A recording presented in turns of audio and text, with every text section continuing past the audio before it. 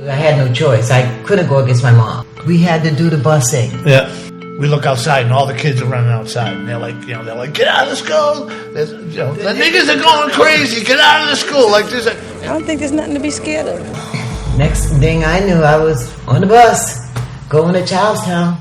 In today's episode, I'm sitting down with Steve Cohen, Senior Lecturer in Education at Tufts University. We're talking about busing and desegregation in Boston public schools. Steve's been teaching the topic of desegregation for over 25 years. He gives us a political, historical, and legal context for the events that turned into a firestorm of violence, racism, and social upheaval in Boston streets and schools.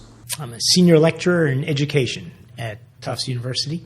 And Steve has been teaching desegregation in Boston schools for how many years? About 25 years. So I'd say you've seen every angle and heard every perspective. Well, I've tried to. I've tried to hear a lot of perspectives, and there are. There certainly are. So this is one of the most divisive topics in the city even today.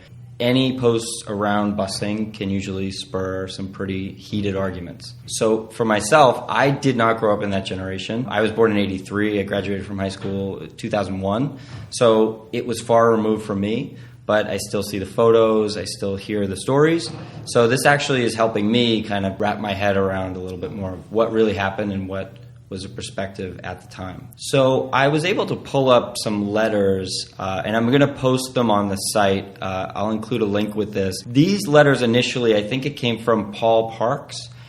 He was part of the NAACP, and what it was calling for was that they believed that the Boston school system at that time was segregated, not formally, but sort of like through action. And what they were calling for was just equal opportunity to quality of education, resources in their schools. Mm-hmm.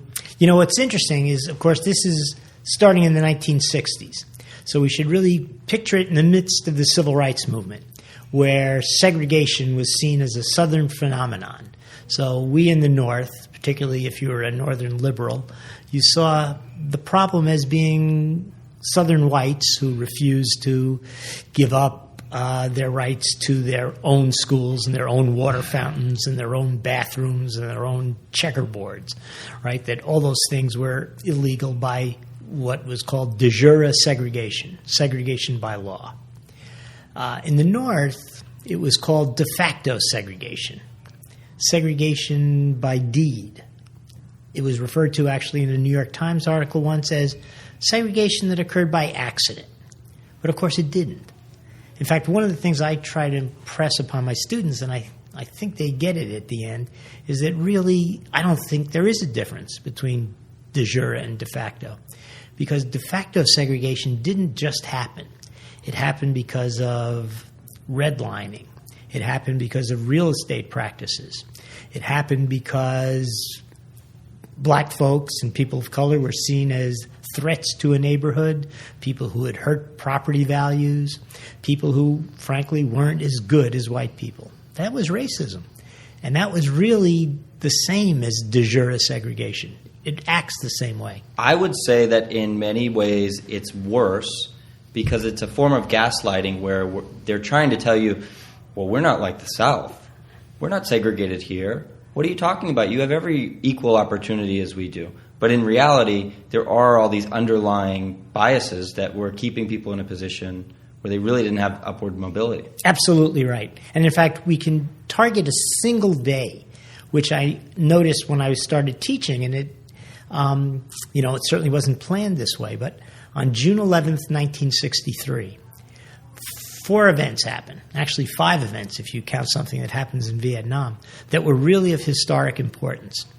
The first thing that happens on that day is that George Wallace, the governor of Alabama, newly inaugurated in January of 1963, when he gives his famous inaugural address in Birmingham, where he says, in Montgomery, where he says, segregation now, segregation tomorrow, segregation forever.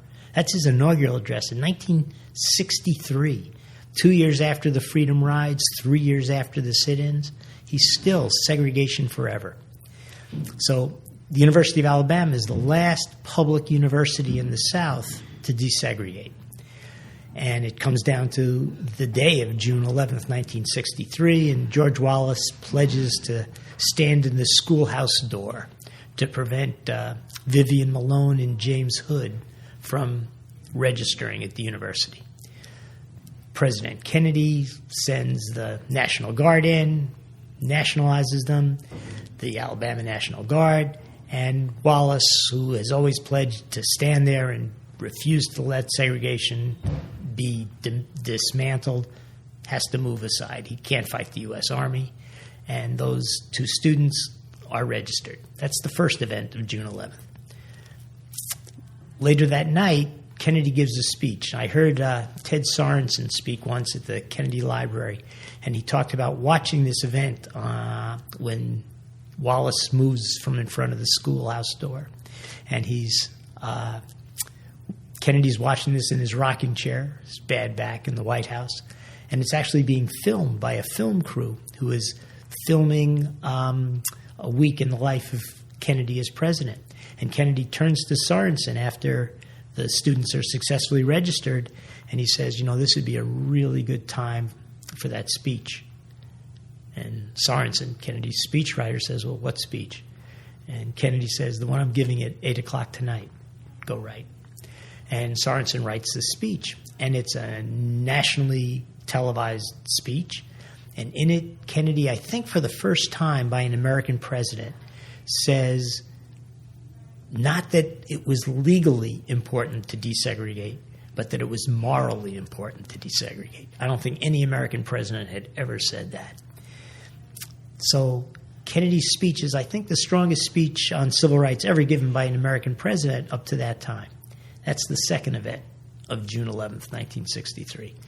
Later that night, actually having listened to Kennedy's speech in his office, Medgar Evers, the head of the NAACP in Mississippi, who himself had tried to desegregate Ole Miss after World War II and been denied because he was African American, drives home, parks his car, gets out of his car, and is murdered by a guy named Byron DeLay Beckwith, who is a Ku Klux Klan member. The DeLay Beckwith is finally convicted of that murder, by the way, in 1997, 34 years later. Evers dies the morning of June 12th. But that same day that those things are happening in the South, Ruth Batson, who's the head of the NAACP Education Committee in Boston, goes in front of the school committee and says, we saw this event play out in Alabama today, but the Boston schools are segregated too.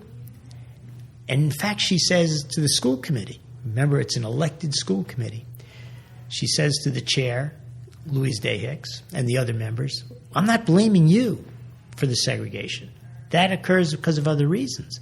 But it's our responsibility to fix the segregation. And Louise Day Hicks says, no, there is no segregation in Boston.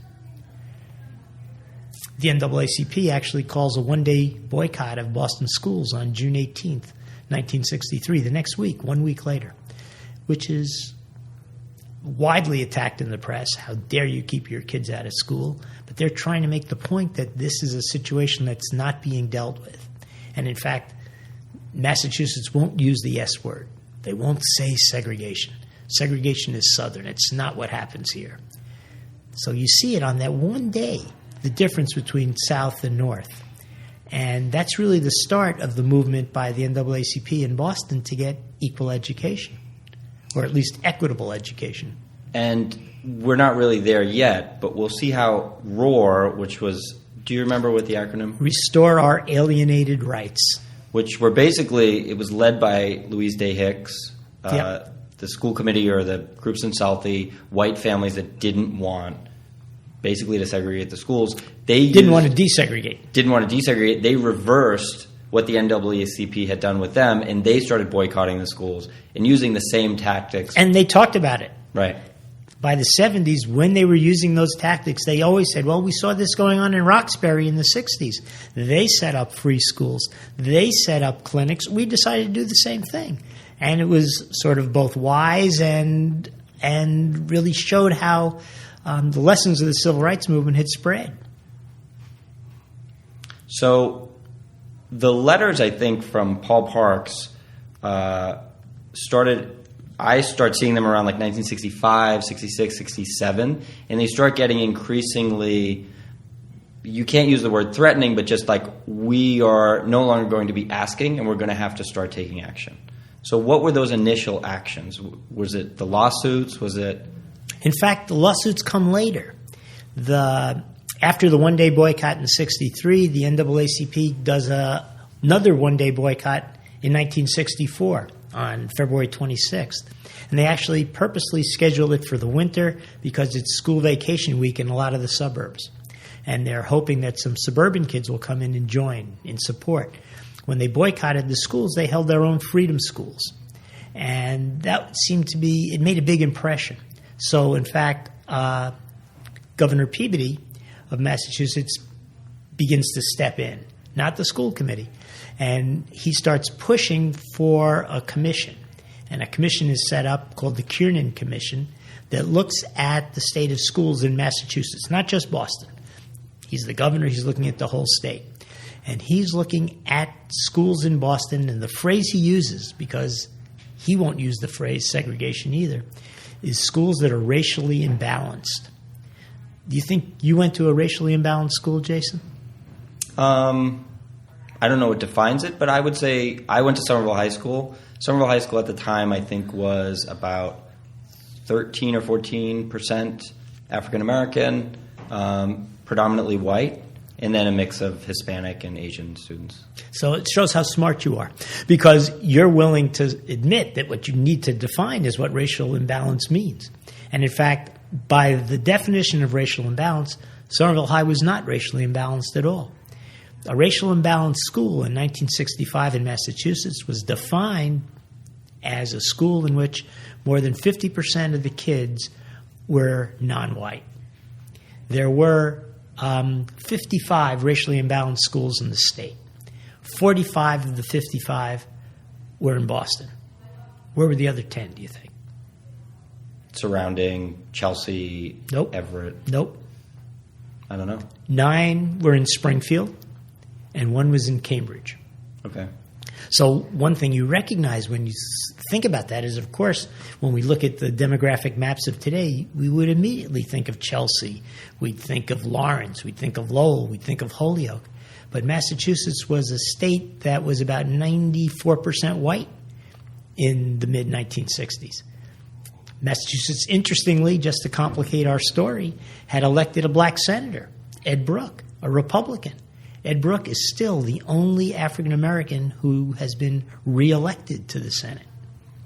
So this is a question, was this happening, because you always hear about Boston in terms of busing and desegregation, and was it happening in New York? Was it happening in Detroit? I mean, it obviously wasn't a Boston-only problem, Absolutely. But was it that Boston fought it harder than anyone else? Well, in the other cities, there was some movement to create a solution to the issue. So, in 1965, when racial imbalance is defined, and those 55 racially imbalanced schools are designated, the state passes a law called the Racial Imbalance Act, and the Racial Imbalance Act is a statewide law, just in Massachusetts, which says any school that is racially imbalanced has to undergo study by the local school committee and steps taken to change that. The legislature was convinced that a racially imbalanced school was not a school getting the same amount of aid as a white school, that a racially imbalanced school was not getting the same quality of teachers, not getting the same materials. So Boston was under... Which we can all agree is true. And it was absolutely true. And if you want to sort of get a primary source document from the time, read Jonathan Kozol's Death at an Early Age, which looks at the year that he spent as a substitute teacher in the Boston Public Schools, which coincidentally was 1964-65. And he paints a picture. I still have my class read it every year because they don't understand deseg without seeing what it looked like before. Right. And you're absolutely right. It was completely unfair, and there's no way to defend it as anything but. But the school committee was under orders by the legislature to do something about the racially imbalanced school or lose state aid. In 1966, the school committee did nothing. In 1967, the school committee did nothing. 1968, nothing. You get the trend? They do nothing. In fact, by 1972, there are 72 racially imbalanced schools in Boston.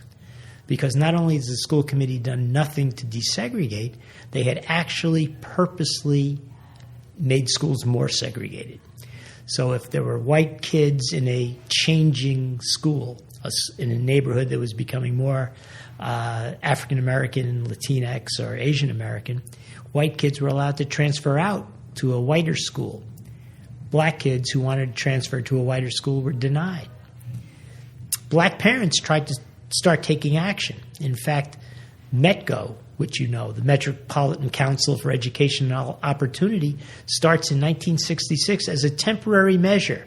It is just temporary to take 250 African American kids from Boston into one of 7 suburban communities that are willing to desegregate their schools and give an opportunity to black kids.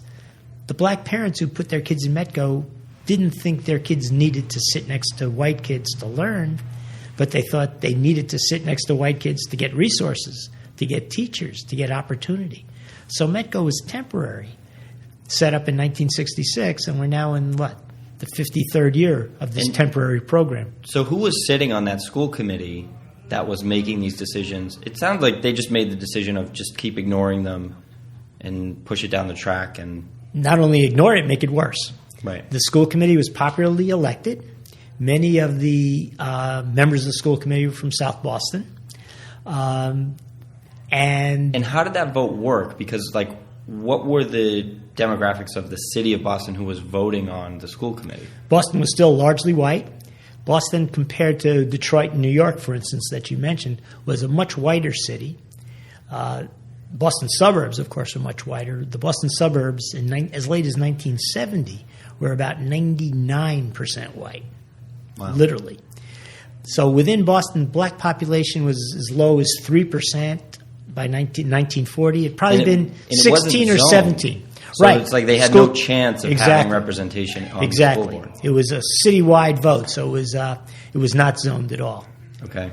So this was a problem, and the school committee does nothing. And because the school committee continually does nothing, it's then that the NAACP takes them to court. And that's in 1972. The case is Morgan v. Hennigan, and it sits in the lap of W. Arthur Garrity, an appointee from Liberal Democrats who lives in Wellesley, grew up in Worcester, and he gets this case. And the question that faces him in this case is, has the city of Boston followed the Racial Imbalance Act or not? And even more important, has the city purposely kept the schools segregated? There had been a series of Supreme Court decisions in the late 60s. Remember, Brown is decided in 1954. That's Brown 1. The first Brown decision says that separate can never be equal. That's a very clear judgment. The second Brown decision is in 1955 and answers the question, well, how long do we have to desegregate? And the second Brown decision says that desegregation must occur with all deliberate speed. Well, what does that mean in English? Deliberate is slow. And with all deliberate speed was interpreted in just that way, very slowly. The Upper South, for the most part, not entirely, but for the most part, desegregated pretty quickly after Brown won, because a lot of those districts were very happy to get rid of their all-black schools because they were costing them money. But the Lower South, 10 years after Brown, there was still no integration. Zero. Naught. Cipher. Goose egg. Lifesaver. None. So with the school committee, at some point they actually started running on the platform of we're going to keep schools white. And in 1965 up to 1970, 72, were they already running that way? Louise Day Hicks' famous campaign slogan was, "You know where I stand." And this was in the 60s? Yes. Or early when she 70s? was running for school committee, and then when she was running for mayor, and when she was running for city council. So the So school she committee got- was the linchpin. That's where that she was started. holding the door closed. Exactly. Okay. Well, in fact, when Mayor White is elected, the mayor doesn't really have the power over the schools. And the mayor actually made it very clear in comments to his aides that he didn't want to touch the school committee because if he had to deal with the schools and deal with the school committee, he's stuck with their problems. And he doesn't respect them and doesn't think they're trying to settle anything. And what he really wants to do is survive this. It's a real problem for him. And it was. The Supreme Court decisions of the late 60s tried to push not just the South, but for the first time the North. And that's one of the reasons it hits Boston. In 1968, there's a Supreme Court decision called Green, which says that you can't desegregate schools, this is still in the South, just by giving people choice. Because if you just use choice, people are just going to keep going to the schools they're going. There won't be any desegregation. Then in 1971, the Supreme Court, in a decision in North Carolina, decided the Swan case. And Swan's a little different because the Supreme Court says, look, we can see that there's no desegregation happening. It's up to the school committees and the government to desegregate schools, even if the solution, and this is their term, looks bizarre or is inconvenient or makes some people unhappy. If we don't break down segregation, we will never break down segregation. That was a powerful decision in 1971. And it leads to a lot of desegregation in the South, mostly because southern school districts are county-wide. So a lot of kids were taking the bus anyway, so they just changed the busing patterns. And they made a point of changing them not just racially, but also socioeconomically. So there weren't too many poor kids in any school. And they found that in that way, schools were working better. Because if there wasn't a whole lot of poverty in a school, kids tended to work as well as their classmates.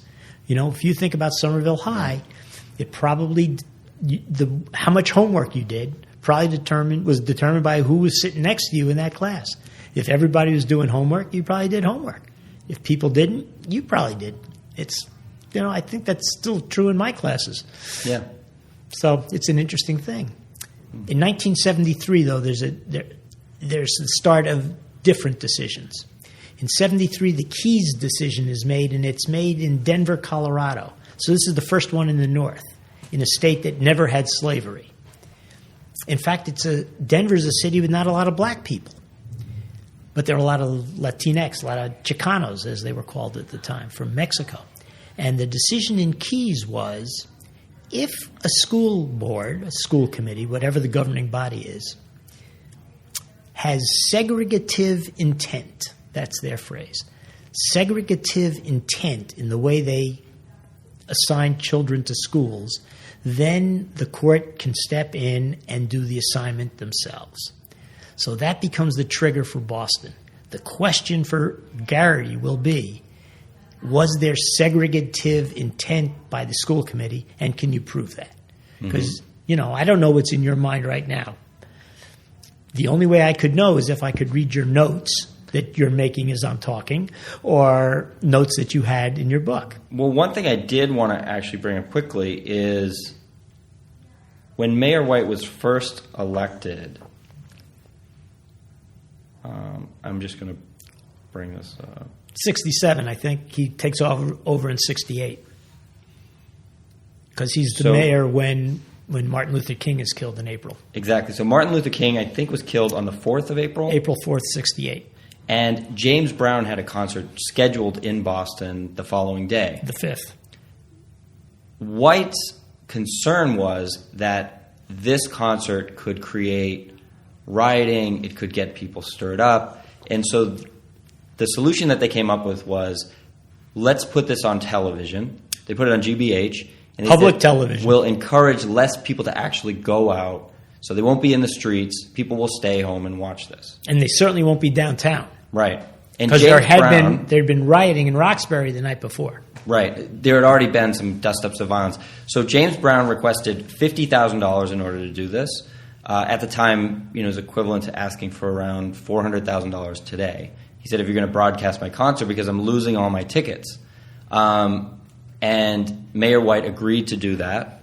And so I think that it's hard to rationalize because there's so much evil intent sort of imposed on this with, when you look at the school committee or you look at someone like Louise Day Hicks, it's easy to turn that into the villain. But I think these people were also living in a state of fear, not knowing what would happen. They felt like violence would erupt, the schools, who knows what it could be, but the fear of the unknown, because no one really puts themselves in the position of, I'm doing something wrong, right?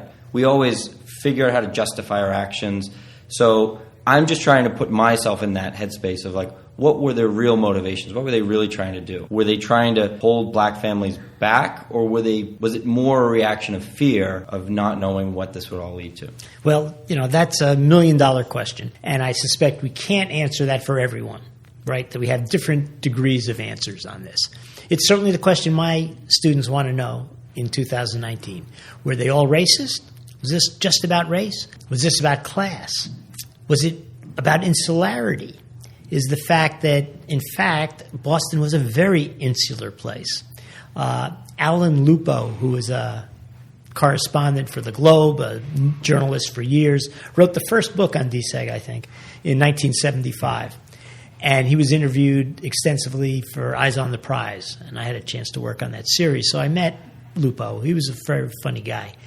But he always talked about Boston as being a closed, hidebound, scared town filled with people who hadn't gotten very far. And then he'd say, and I'm talking about white folks. So Southie, for instance, which was filled largely with Irish Catholic, and Charlestown, which was largely filled with Irish Catholic. All blue-collar, all working-class families. Right. But people from Charlestown didn't go to Southie. People from Southie, it was so insular. I talked to a Roman Catholic priest named Bill Joy, who had a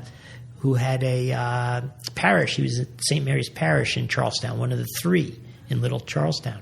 And Bill Joy always talks when he comes to speak to my students about the insularity of Boston. So I think that's part of what your sort of the basis of your question. There was insularity, and I think the people from Southie and the people from Charlestown did think that Roxbury was full of black people who would hurt them. I think that's probably what they felt. It's probably the way they read the newspapers. Was that true? No, I don't think it was true.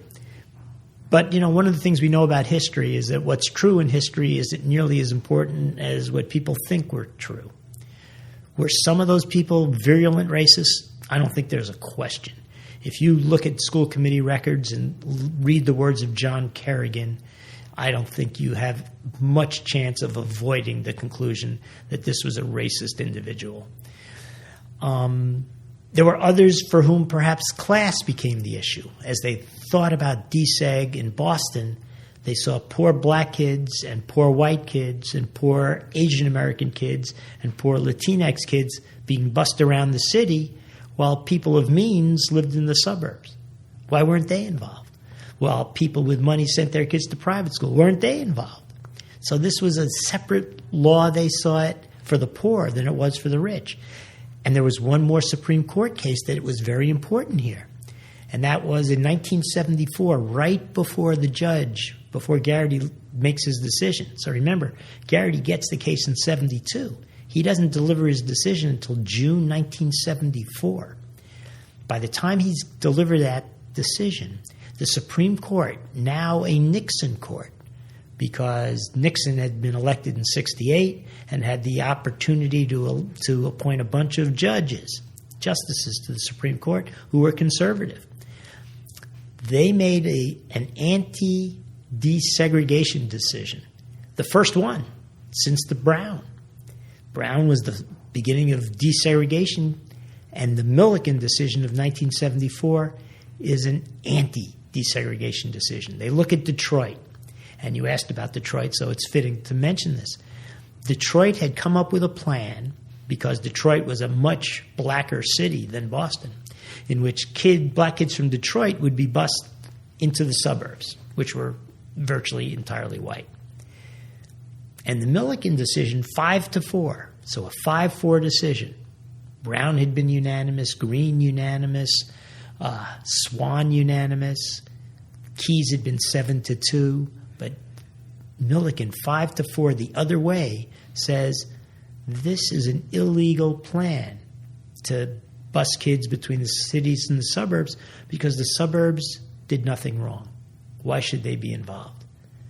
Now, if you think about it in terms of the law, in terms of redlining, in terms of real estate practices, in terms of zoning, in terms of all the ways in which the suburbs maintain themselves as lily white as possible, I think it's a very bad decision in terms of law. But that's the justices of the Supreme Court said 5-4. So that meant that when Garrity has to come up with a remedy, he's decided in June 74, yes, Boston schools have been illegally segregated. Now what? What do you do? Well, one possible plan would have been to be a metropolitan solution to combine Boston and the suburbs. Remember, the suburbs were 99% white. Instead of busing kids across Boston, you could take some people in Mattapan and put them in Milton. You could West Roxbury and Newton. A lot of opportunity for change that way. But by the Milliken decision, that's illegal. So Garrity doesn't go that way. He can't go that way. In fact, to desegregate within Boston meant to do it within Boston. And then the question was how? Which communities to put together? And that, of course, really led to the explosion. So the resources for Boston Public Schools, the budgets, the teachers, who was deciding? Like, let's say you have two graduates. You have one coming out of community college with a teacher's degree, and you have one coming out of Harvard, and they want to teach in Boston Public Schools. Who decides where Boston they go? School Committee. They decided everything. So the school committee really had full control. Oh, yeah. It was really an employment agency. And there was not... They did teachers. They did superintendents. They did janitors. They did security cops. They took it all. So they were ignoring the requests from the NAACP and the black community saying, like, please, we need some more access, some more resources. First, they're ignoring that. They're also blocking desegregation. But the resources, can they show that they're unequally divided? They are actually saying, like, X budget goes here? Yes, absolutely. And that's how Garrity makes his decision. If there had been equal budgeting to different schools, Garrity would have reached a different decision, So even if he didn't like it. That's where it goes beyond just trying to stay insular, and it goes to actual punishment, and you're strategically holding these schools back. Absolutely. Okay. Yeah. And I've never seen anyone argue that the judge's decision on the segregation of the schools was wrong. A lot of debate on the remedy. Right. But on the law itself, J. Anthony Lucas's book, Common Ground, which is sort of the biggest book, literally, 651 pages. I can tell you that because I've now read it 28 times. Really does a great job. And in fact, the book starts with the James Brown concert because he looks at the James Brown concert through the lens of three different families in Boston and sort of how they felt about what was happening the day Martin Luther King is killed and the next day. So Lucas really tried to capture the entire city in that book. And he does a pretty good job of, in a chapter on the judge, Garrity, trying to say one of the issues for the judge was that he was a judge who never liked to be overruled. So one reason he took so long with his decision is that he wanted to make sure he was not going to be overruled, and he never was. And do you think that there was an element of punishment against the school committee with the decision? I think you're very insightful. I do. I can't prove this. The Garrity papers are at UMass, so maybe you should research and write a book because I'm too old. But it strikes me that my impression is that some have argued that the judge didn't understand the hostility between Southie and Roxbury. I actually think he did understand that completely and very well. I think the judge made a calculation. I can't prove this. I think he made a calculation that said this decision that we have to do something about segregated schools is one that is going to be hard in Boston.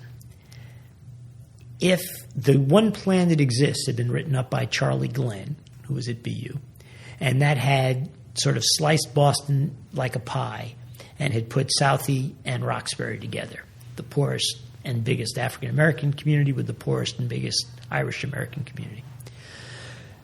And both underperforming schools. Oh, please. If you look at the numbers in 1963, I think 6 kids from Southie High went to college. Maybe 5 kids from Roxbury. Maybe 3 kids from Charlestown. I mean, this was not a college-going society. So really, it's hard to argue that any of this was in the action of progress. This was sort of... It wasn't that the schools in Charlestown or Southie were better than Roxbury High. Right. Yeah. They had a little more money. They had different programs.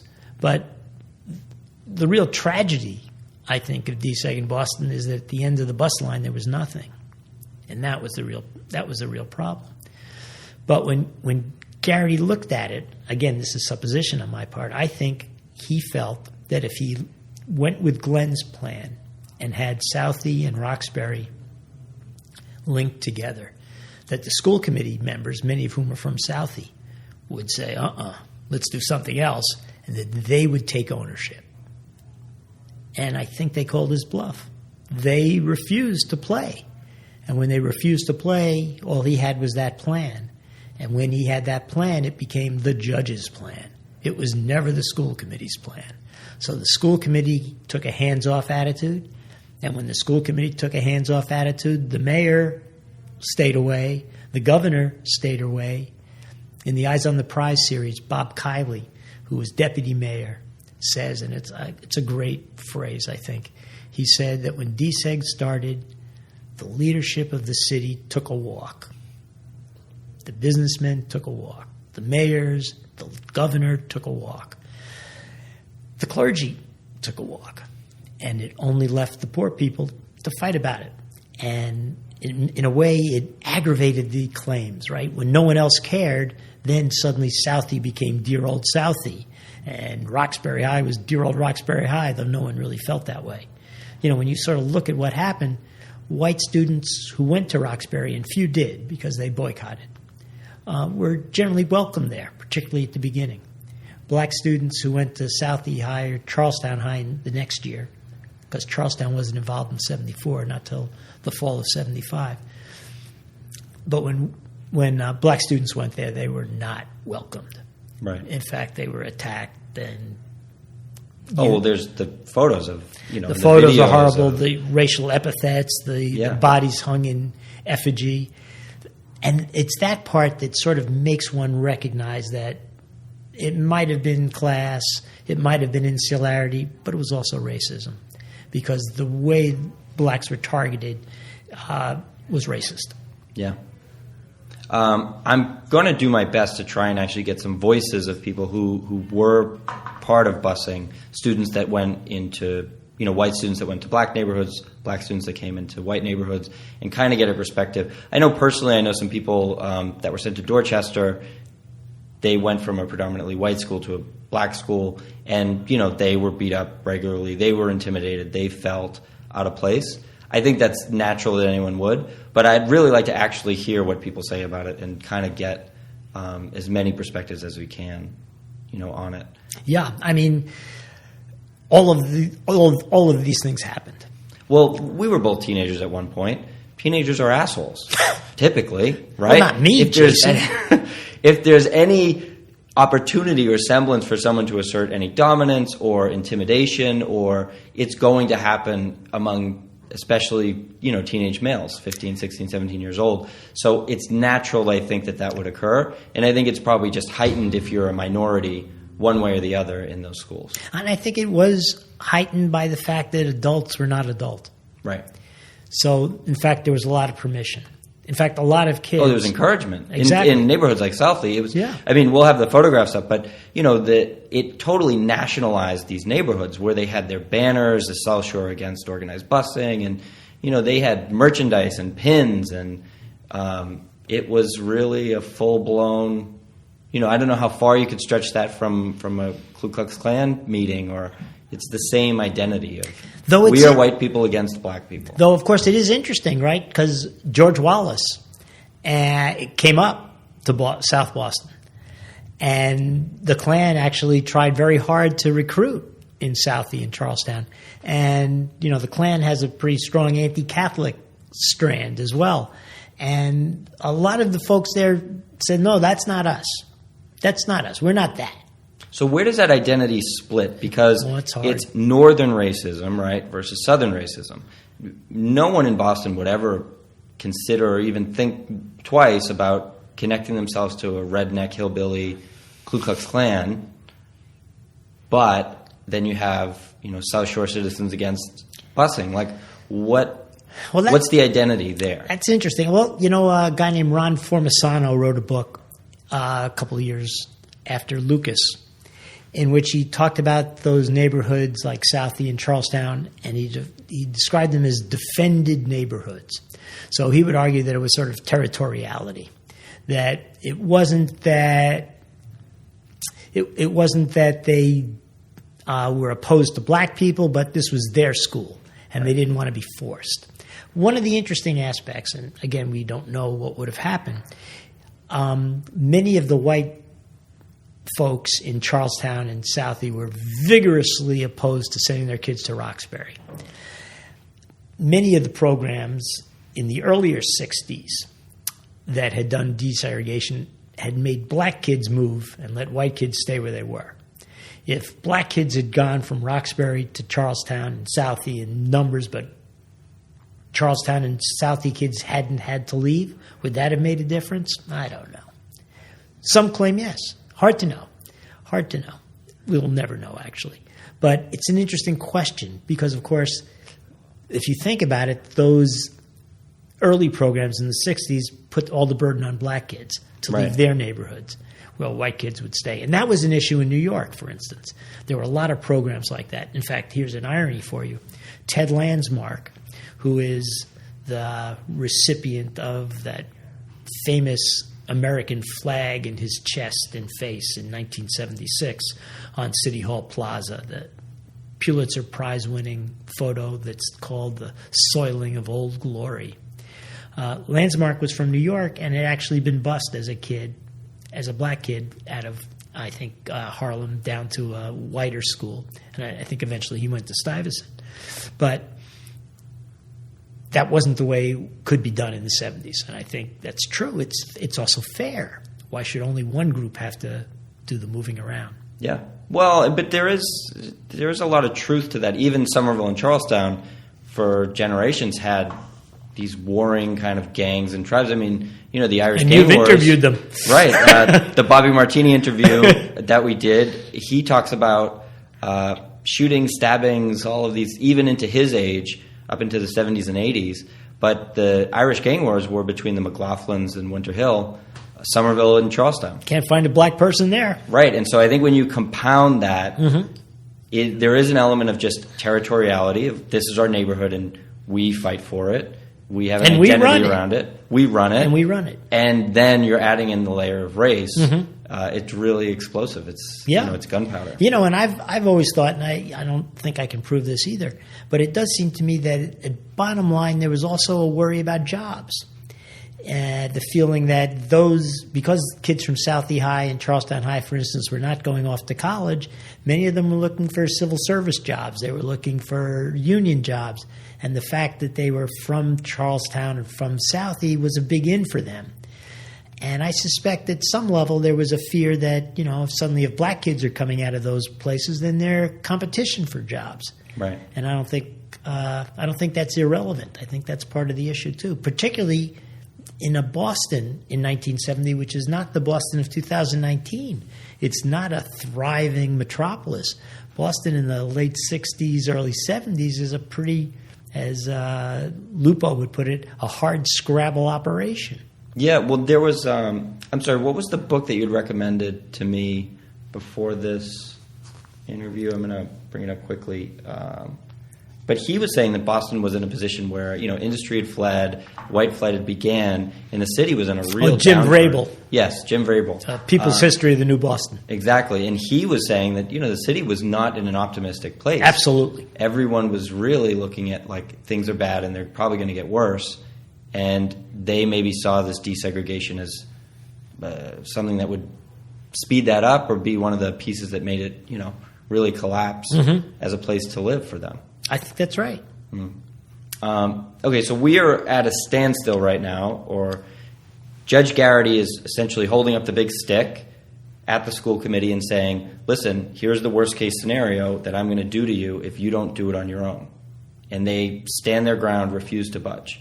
Is there anyone that has come out publicly as saying, this was the one holding the school committee? Was it Louise Day Hicks, or who was the hard line, or they stayed unified? Oh, they stayed pretty unified. Okay. They stayed unified. And the school committee is pretty unified till about 78. And in 1978, there's finally another election to the school committee, and the first African-American is elected to the school committee. That must have been a fun meeting to walk into. Yeah, and so it was interesting because the first African-American was named John O'Brien.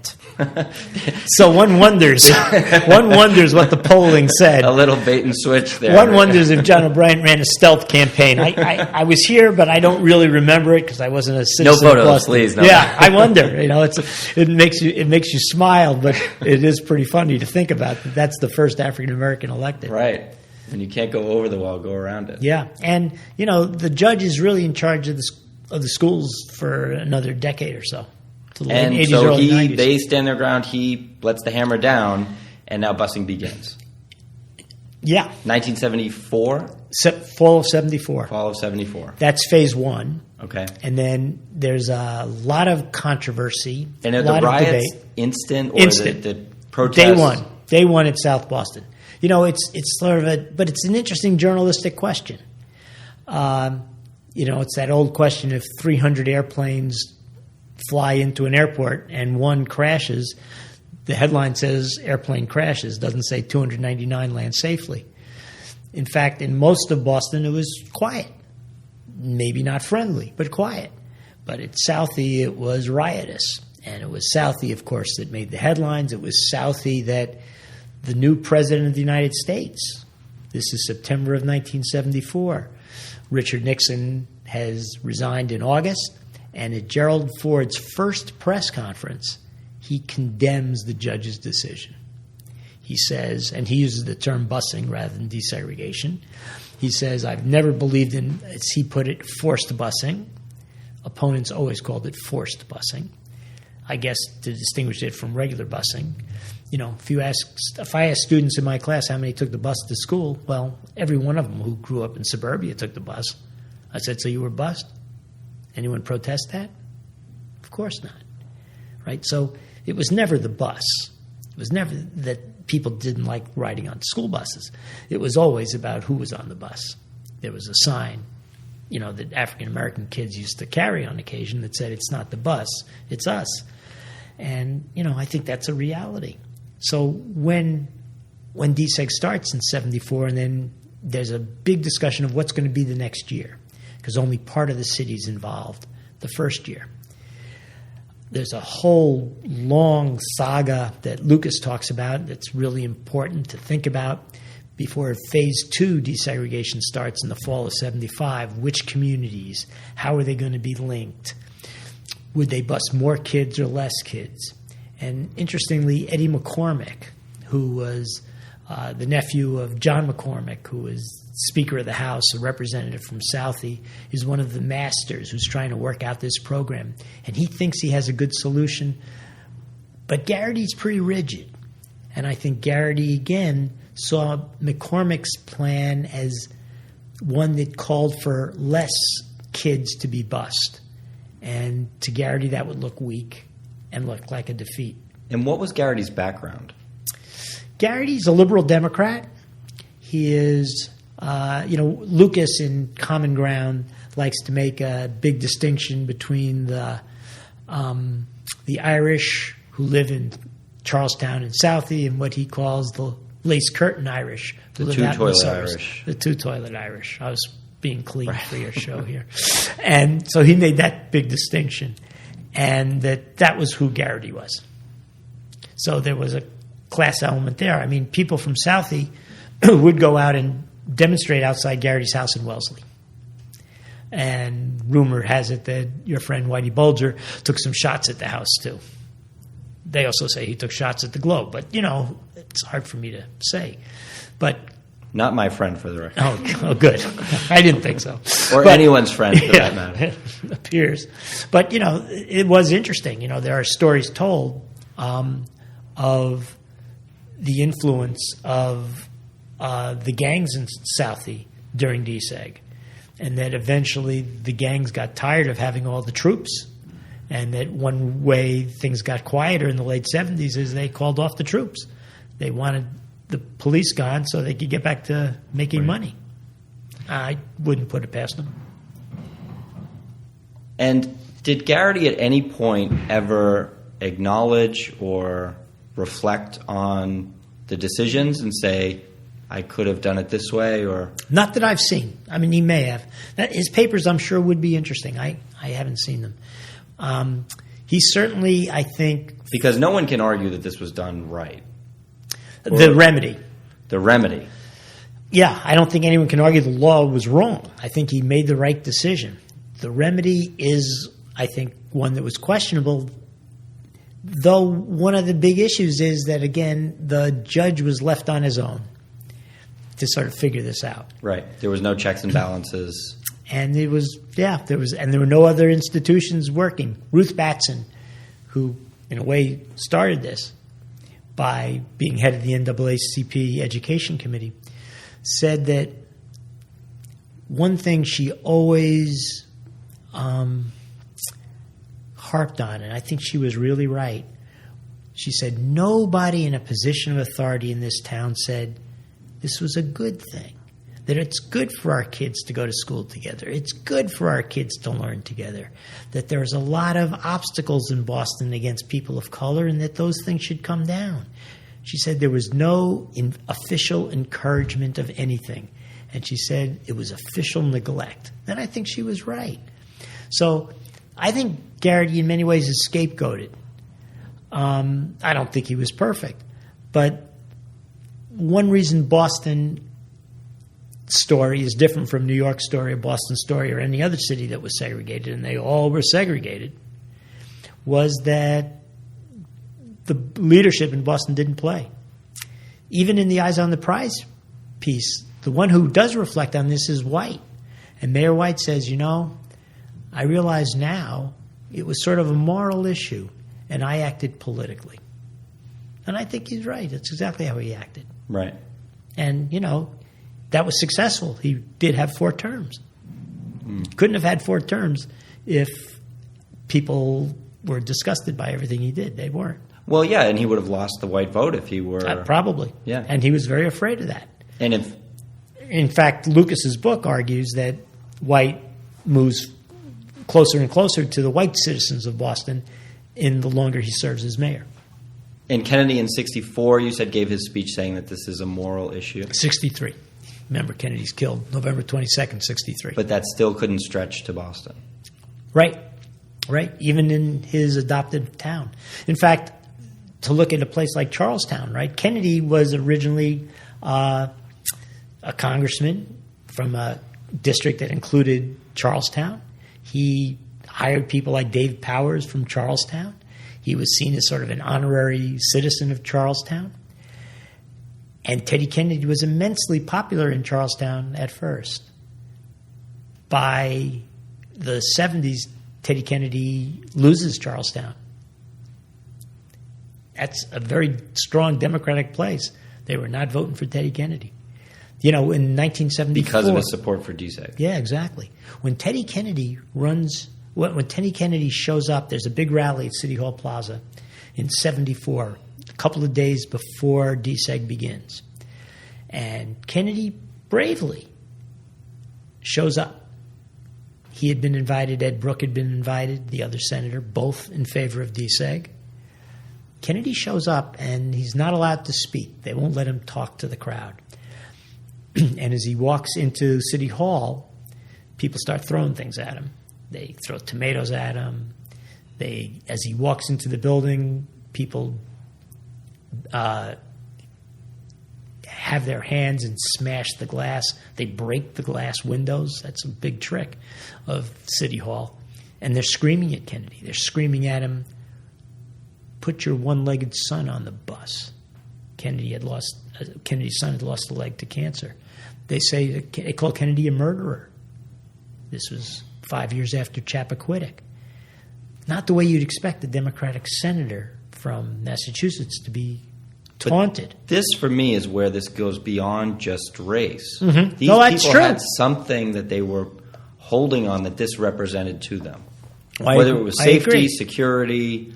Right. I mean, I don't think we get too far by saying it's just one or the other. Right. Right? I mean, this is a both-and situation. And for some people, it was more of one, and some was more than the other. And the problem was that there was no attempt to make this work. Right. It was total opposition. Total opposition, and I think politically that was very successful, to have total opposition. Has anyone from the school committee come out years later and reflected on their decisions? Not that I've seen. And these people were so entrenched in that belief. So where do you think that has left Boston Public Schools since? Well, when did things actually calm down and die down? Was there something that was put in play that did sort of cool the fire a little bit? By 77, it's pretty quiet within the schools. But Roxbury and South Boston are still transferring students? Yeah. Roxbury High is closed pretty soon thereafter. And by the mid-70s, within 2 or 3 years of busing, about 30,000 less white kids are in the district. That changes things. Once you have less white kids in the district, you also have layoffs of teachers. As part of the court order, there had been a need to hire particularly teachers of color, of whom there were very underrepresented in Boston. There wasn't one black principal, for instance, in Boston. That led to real union spats as white teachers who were tenured lose jobs, while African-American teachers who had been more recently hired keep their jobs. But that was part of the court order. It had to happen. My wife taught in Boston. She was laid off, I think, 17 years in a row. Now, she got her job back, but, that was sort of stressful, as one can imagine. Boston is a school district now which is about 13 or 14% white. So it looks nothing like it did in 1974. And it's a smaller district, now under trouble because of the rise of charter schools and all sorts of issues, right? Ed reform is on the mouths of all politicians these days. And I think ed reform is so popular because ed reform is, in many ways, I think, never going to be successful because it's never just about schooling. It's about housing, it's about neighborhood, it's about jobs. And that stuff is more than school. You're not going to get out of income misdistribution the way we have now just on the basis of school. So I was in a program in Somerville called the Choice Program, and it was probably kind of like the early seeds of what a charter school might be. So I don't know who organized it, but they put it together where, let's say, first and second grade would be together, second and third grade would be together. They grouped us and they put us into the worst performing school in the city, but we were sort of in our own little enclave up there. We were set aside. I think And if you look at the graduation rates, the college rates, everything, outperformed the general population. But I think the difference was that all you needed was a parent that said, okay, I'm going to go through the effort of signing you up to this program, looking at what it is, and taking the time and effort to actually go through that. I think 90% of parents just normally say, okay, this is your district, this is where you go to school, come home from school and go back to it. But just that little bit of attention and, the steps that it would take for them to do it, it shows that their parents were paying attention, they were invested in the education, they cared about it. So that always, to me, is the biggest difference. Parents being attentive and on, I think that's, the parent involvement is something all schools want. Remember that the citizens of Boston are sort of a different citizenry than from 1970s. It's much more a city of extremes of wealth and poverty. It's much more a city with new Bostonians, new immigrants to the United States for whom English is not their first language, who need often an awful lot of help in schools. People look at school budgets now and say, oh my God, so much more money than we spent in the 70s. Well, most of that more money goes to special education and goes to English language learning, both of which are essential. And, I think we should be proud as citizens that that's what we're spending our money on. But there are big jobs there. And the schools can do part of the job. Schools are really critical institutions. But as long as we have such unstable housing situations, as long as we have such unstable food insecurity, as long as we're really running against a city where can people live if they don't make a lot of money, we're going to have a lot of trouble. Boston, in my opinion, is still a very segregated city.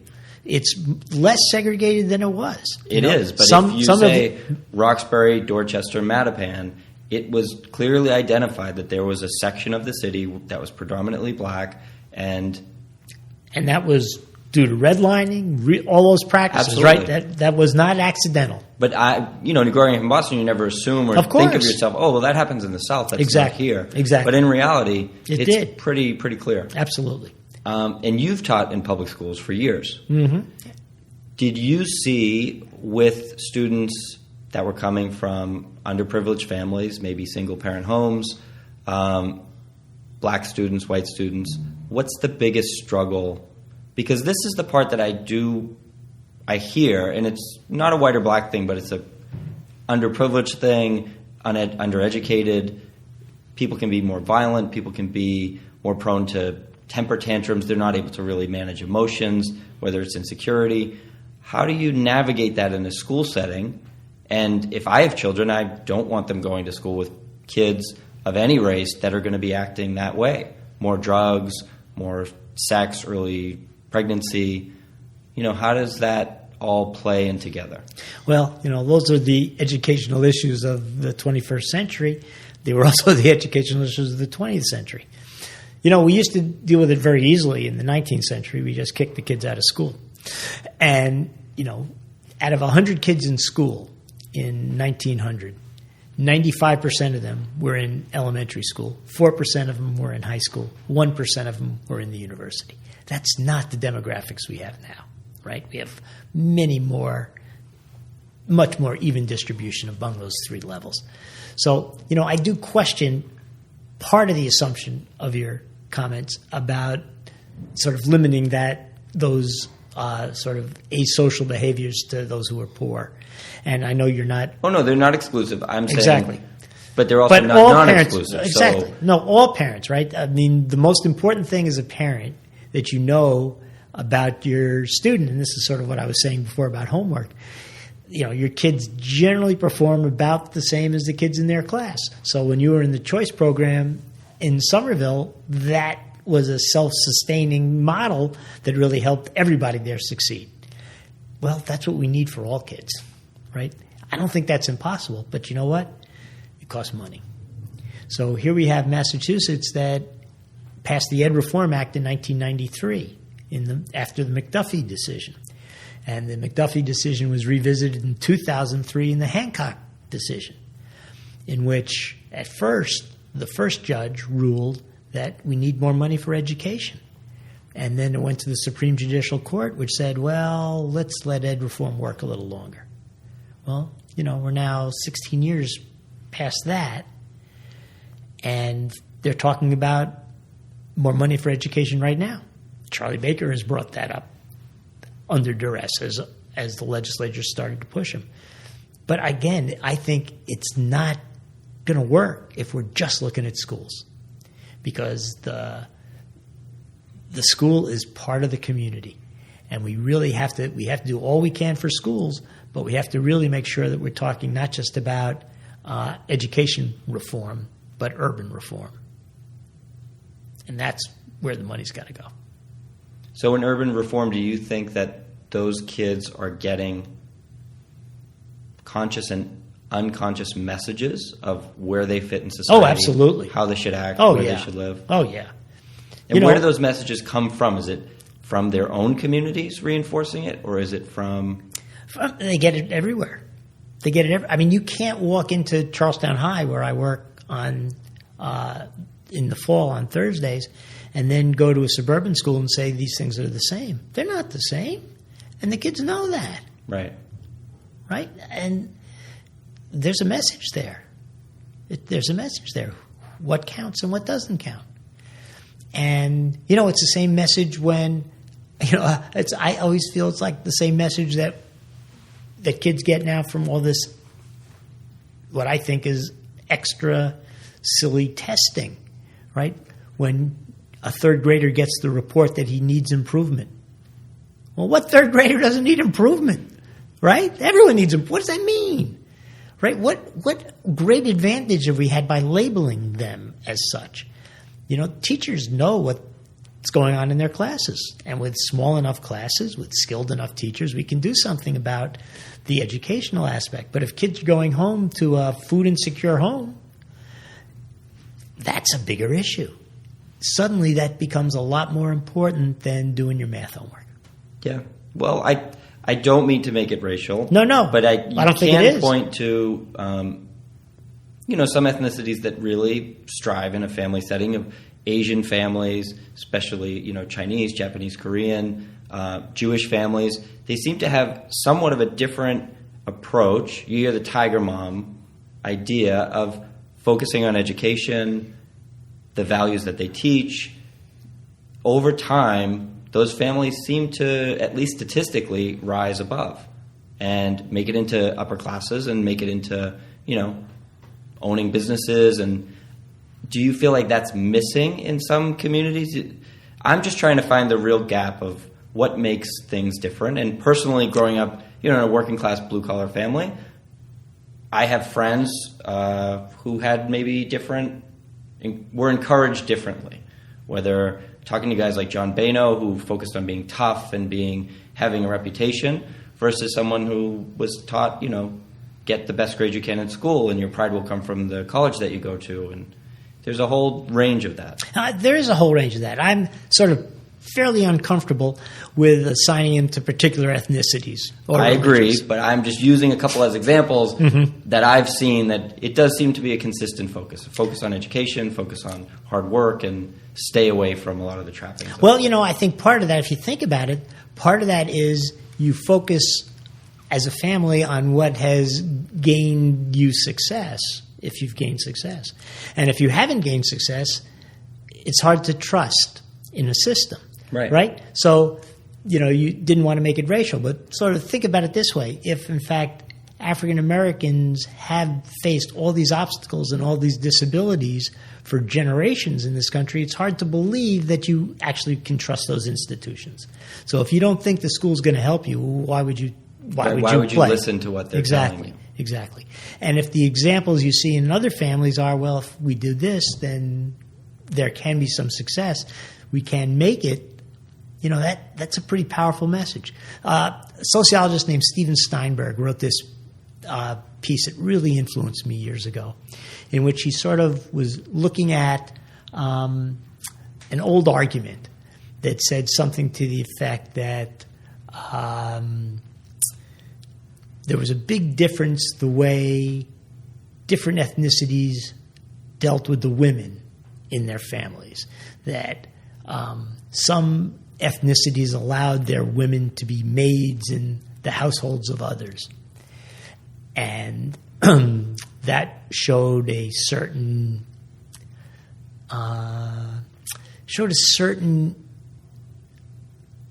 feeling that they were lesser than others. And when Steinberg looked at the stats, he said, it actually isn't that at all. It was about immigration patterns that people, for instance, often a lot of women from Ireland came over on their own. It wasn't about family stuff. It was about making it in the U.S., and that working as a domestic was, in fact, a very good route to economic freedom. And that Italian families who came to the United States in the 1890s and 1900 often didn't focus on education for the simple reason they were headed back to Italy. They were coming to the U.S. to make some money for a few years, and then they were going home. Jewish families who had come from Russia weren't going back to Russia. If they went back to Russia, they were going to get killed. Well, if you're going to get killed, you're staying here. If you're staying here, you better figure out a way to make it here. Not all Jewish families went to college, right? Their kids didn't go to college, but some did. Some used that system effectively. So I don't think it's racial at all. In fact, I think there are many African-American families and Latinx families that are absolutely focused on education, but have often seen a losing battle there, that if their kids have gone through that system has not helped them. And I think it's a systemic issue, not a racial issue. So someone that I listened to that is very controversial, Louis Farrakhan, a lot of what he was saying that I attached to or connected to was he was talking about owning businesses in your own community and having control in your community. And if you look at the statistics of the average of how long a certain community can hold a dollar within its community, African Americans are at the bottom of that, and they can only hold it for about, they call it I think it's $4 worth of value. And I'll try and bring it up to actually give the reference to that.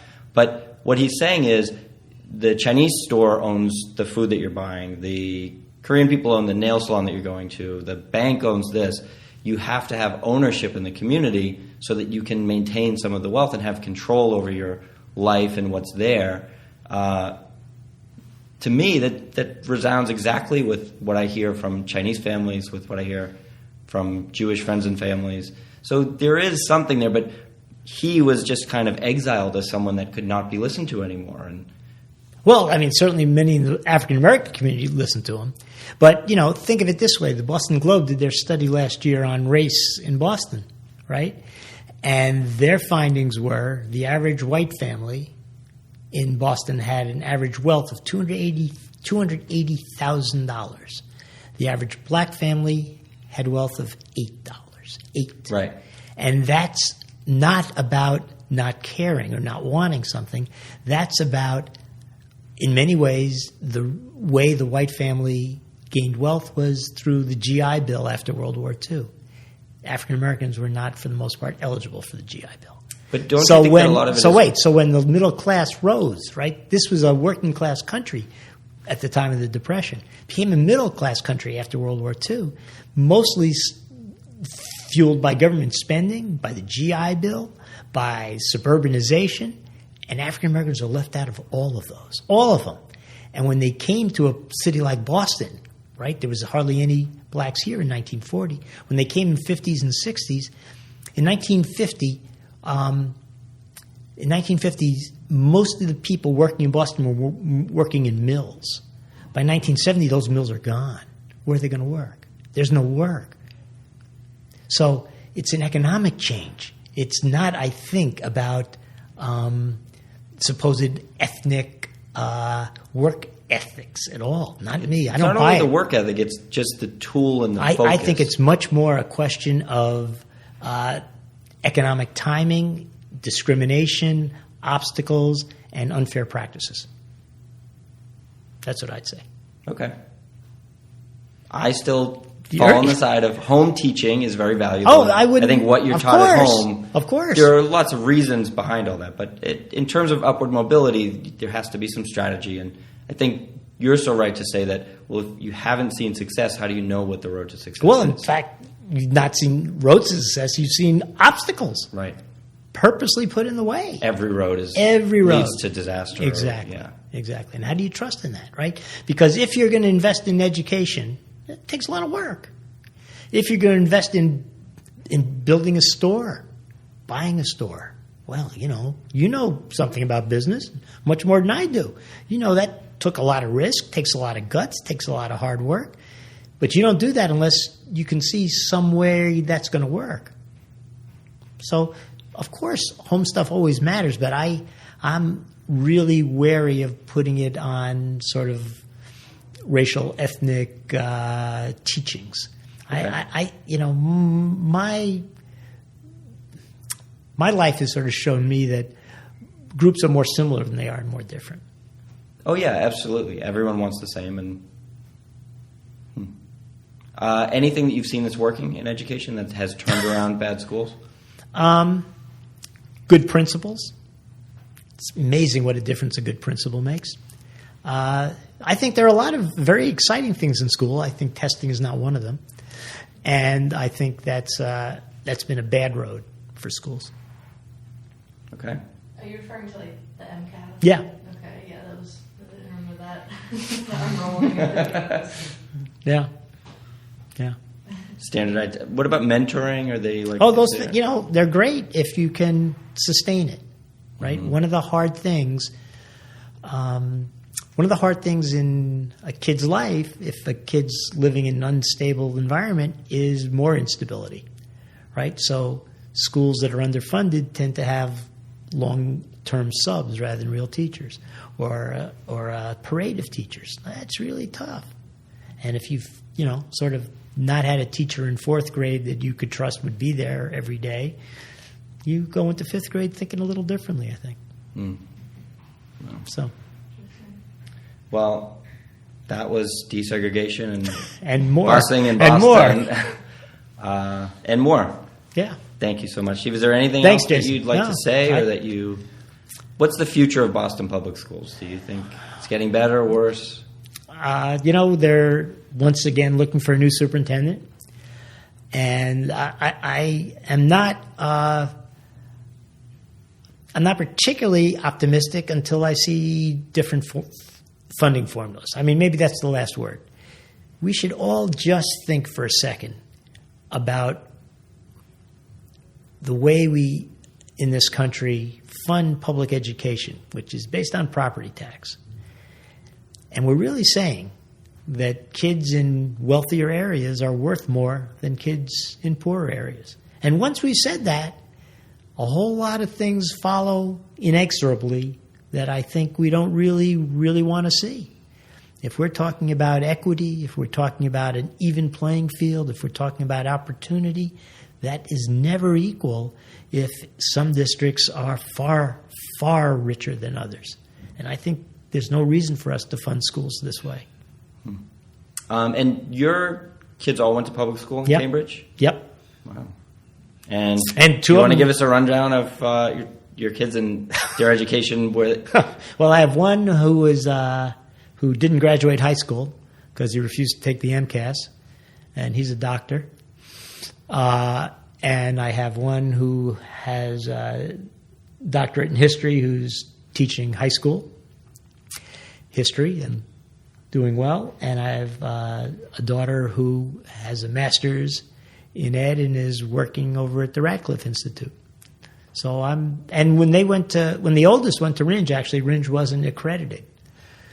And it is now, and I think it should have been then. And I think they all got a really great education in the world.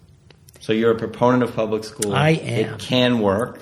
It can, and it does. It does. Yeah. Okay, great. Thank you, Steve. Thanks, Jason. Thanks, Al. That was great. That was fun. That was super informative. So that answered a lot of the little questions I had, the gaps, everything. Well, those are good questions. Yeah. You did your homework. I wanted to push more. I don't even know how to push further on that question of just like communities and what's... Yeah. No, I mean, those are tricky Missing. issues, right? And they're hard. And they sort of look